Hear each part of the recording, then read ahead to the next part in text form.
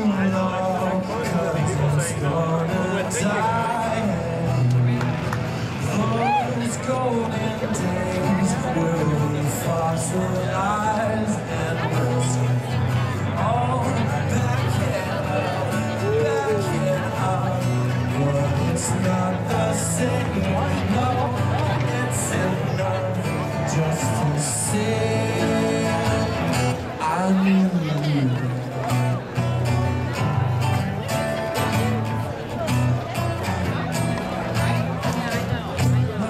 Sleeping, I can't say no, you're much too proud, you're too cool.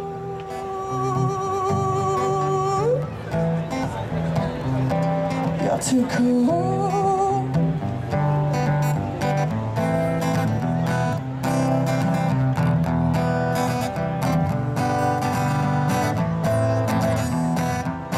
You're too cool.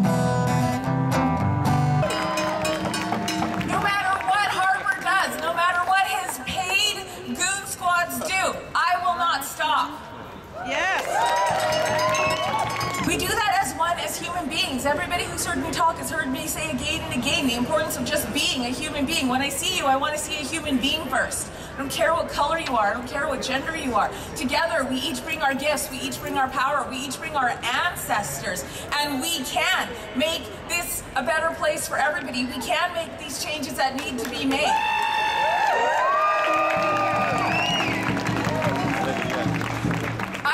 Example of the absolute possibility of these changes, because my mother and my grandfather were arrested when she was only 15 years old for daring to go to City Hall to stand up for their rights because they didn't agree with what was happening. They were at 15 years old, she and her father were arrested. They didn't even have a drum. They just had their bodies, and they said, no, we don't like this, and they got arrested. I've been hit in the face with the drum, but I haven't been arrested. So what we come back to again and again is, what are we protecting?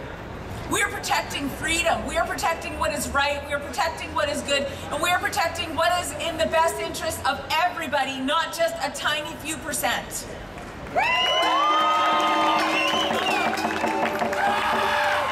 This has to do with C-51. This has to do with fracking, pipelines, tar sands, farmed fish, indigenous women's rights. We have to protect our women, because when we put a value back on a human life, then we will appropriately understand the value of this earth. We cannot value the earth unless we value the people that are on it.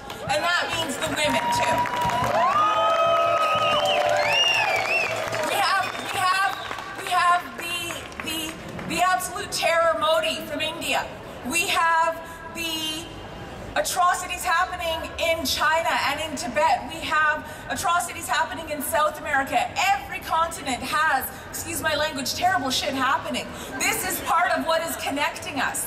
I went to an event called Connecting the Dots. We need to connect the dots for everybody to see that we cannot separate the issues. We cannot allow ourselves to be divided. We cannot allow ourselves to be fractured and to lose our power, our ground, and our stability of when we stand as one. Because when we give that up, we give up our power. There are way more of us who are willing to stand up and fight for what is right than there are the people who are fighting to hold on to what is destroying the future for everybody.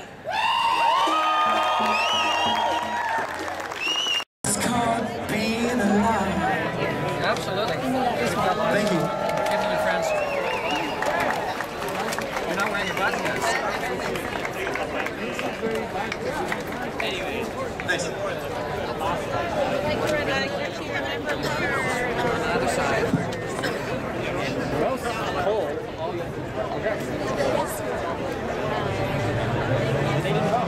Alright, many of you are aware that this demonstration is happening on unceded, stolen Coast Salish Native people's land.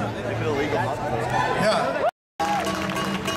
Stephen Harper, secret police, what an un-Canadian thing.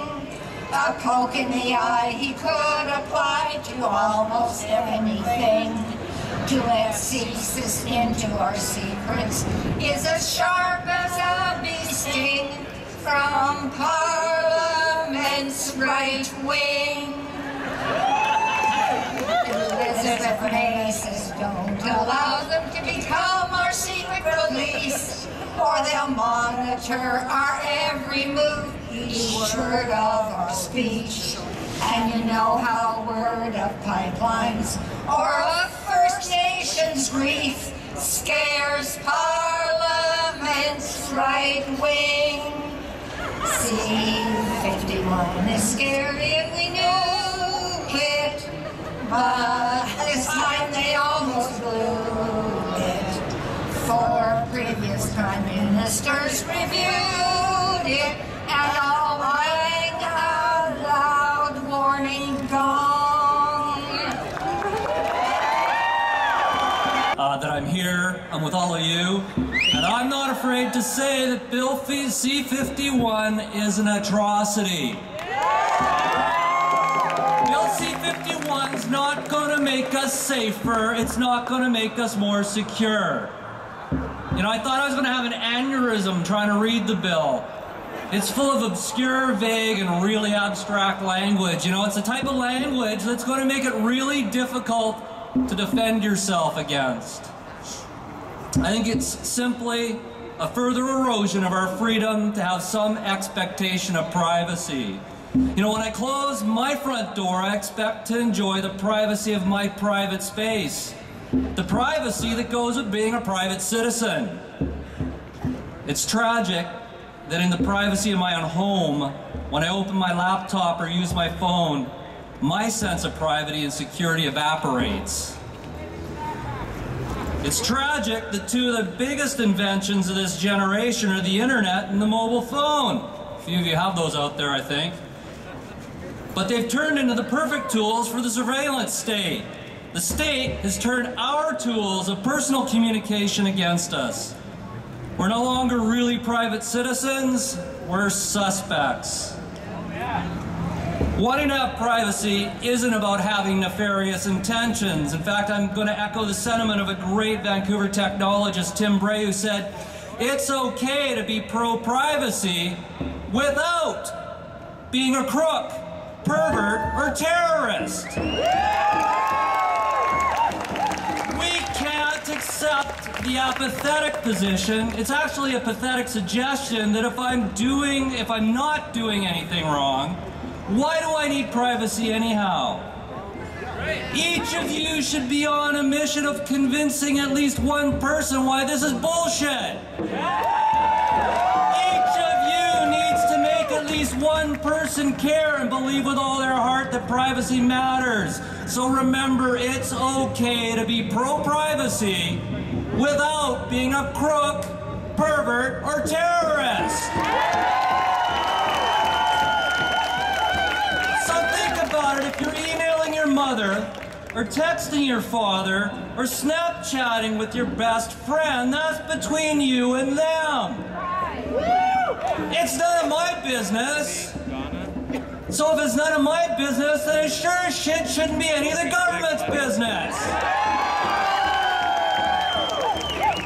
I mean, seriously, politicians and bureaucrats are notoriously some of the worst implementers and users of technology, and we're supposed to just trust them? Like Duffy. I mean, think about it. The gun registry, they said it was going to initially cost $2 million. It ended up costing over $1 billion, and in the end was just scrapped. So we're just supposed to trust them with surveillance technology and data gathering about each of us? We're just supposed to trust them with zero oversight and accountability? I don't know, just how trusting am I supposed to be? I mean, seriously, do we want some nameless, faceless bureaucrats having access to everything we communicate? I mean, next thing you know, hey, they're going to be asking for my online banking credentials and maybe my health records too. I don't want to be defending myself against the state's obscure, vague, and abstract language, and that's the language of Bill C-51. Thanks.